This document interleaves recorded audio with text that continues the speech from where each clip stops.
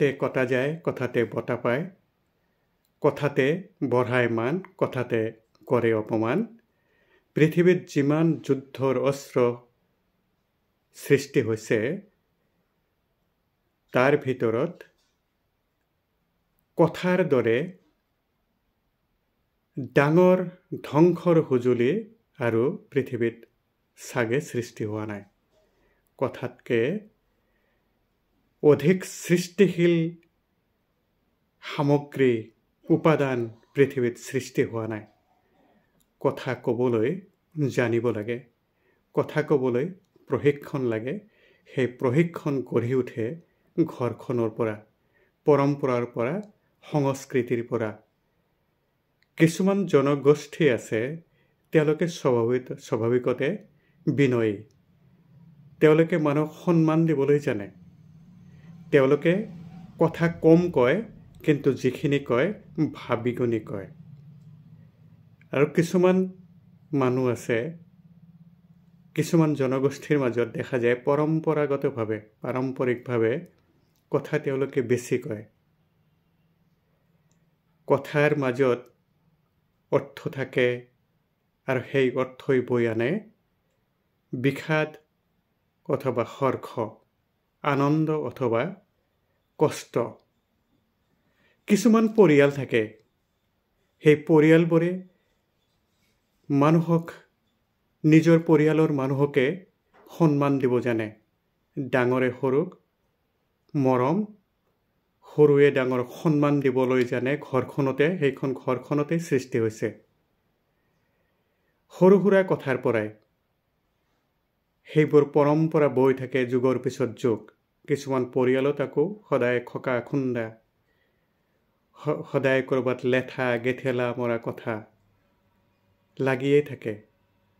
তেওঁলোকে চুবুৰীয়াৰ সৈতে, মানুহৰ সৈতে ভালকে কথা পাতিব নোৱাৰে। তেওঁলোকে ভিতৰৰ পৰাই সেইটো শিকা নাই।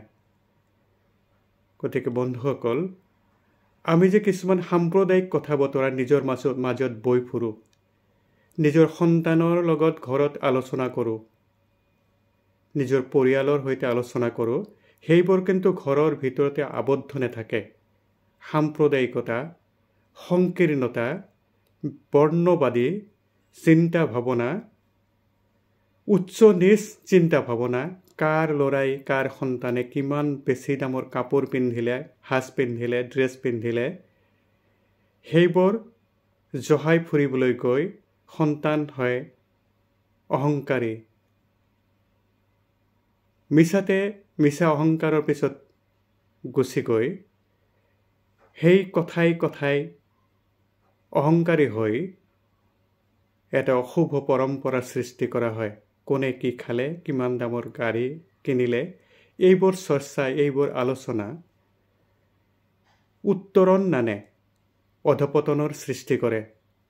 কথা এনেকৈ ক'ব লাগে মানুহে যেন আঘাত নাপায়। কথাৰ আঘাত বৰ সাংঘাতিক, তাক কেতিয়াও ঘূৰাই আনিব নোৱাৰি। যিমানে মলম নিদিয়ক কিয়, যিমানে তাৰ পিছত তেল সানিবলৈ চেষ্টা নকৰক কিয়, সেই আঘাত থাকি যায়। পাৰিলে আমি আনক প্ৰশংসা কৰিব লাগে, ইনস্পায়াৰ কৰিব লাগে, উৎসাহিত কৰিব লাগে। পৃথিৱীত আপুনি মই আছো কেইদিন। পৃথিৱীত যিসকল মহাপুৰুষ আছিলে, অসমৰ শ্ৰীমন্ত শংকৰদেৱ, মাধৱদেৱকে ধৰি আজান ফকীৰ, যিসকল মহাপুৰুষ আছে, তেওঁলোকে কথাৰেই মানুহক মুগ্ধ কৰিছে। কথাৰেই তেওঁলোকে মানুহক আকৰ্ষিত কৰিছে। কথাৰেই তেওঁলোকে ধৰ্ম, সাহিত্য, সংস্কৃতি প্ৰচাৰ কৰিছে, সম্প্ৰীতি প্ৰচাৰ কৰিছে। কৈছে গুৰুজনাই সংযোগ ঘটায়, মহাপুৰুষসকলে ঘটায় সংযোগ, আৰু শিষ্যসকলে, ভক্তসকলে, অনুসাৰীসকলে বিভাজন কৰে কথাৰে, চিন্তাৰে। ভিতৰখন পৰিষ্কাৰ কৰোৱা হওক। কথাবোৰ সুন্দৰকৈ ক'বলৈ চেষ্টা কৰোঁ। হিন্দু কি মুছলমান, একে আল্লাৰ ফৰমান। গোটেই বিশ্বজুৰি সুন্দৰ কথাৰ, সুন্দৰ আচৰণৰ, সুন্দৰ ভাষাৰ, সুন্দৰ শব্দৰ সোঁত বৈ যাওক। মানুহৰ বাবে চিৰন্তন এই চিন্তা ভাৱনাই আমাক পৰিচালিত কৰক। আহক কথাৰ মালাৰে আমি ইজনে সিজনক অভিনন্দিত কৰোঁ হওক। আহক পোহৰ বিলাও হওক।